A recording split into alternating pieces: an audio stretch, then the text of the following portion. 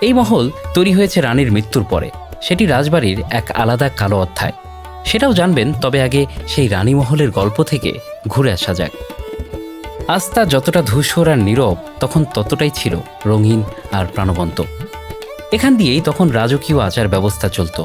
প্রতিটি মন্দিরে বসত পুরোহিত, পুজোর উৎসবে মেতে থাকত এই আজকের ভাঙাচোরা রানীমহল।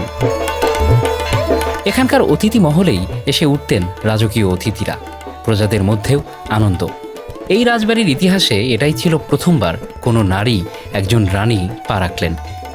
1710 সালে রাজা রামজীবনের হাত ধরে শুরু হওয়া নাটোর রাজবাড়িতে আগে এ বংশের কেউ রাজা বা জমিদার ছিলেন না। তারই পালিত পুত্র ছিল রমাকান্ত। ভবানী ছিলেন এই রাজপ্রাসাদের প্রথম রানী। এখানেই বালিকা বধূ ভবানীকে নিয়ে সংসার শুরু করেছিলেন জমিদার রমাকান্ত। কিন্তু সুখ বেশি দিন সইল না।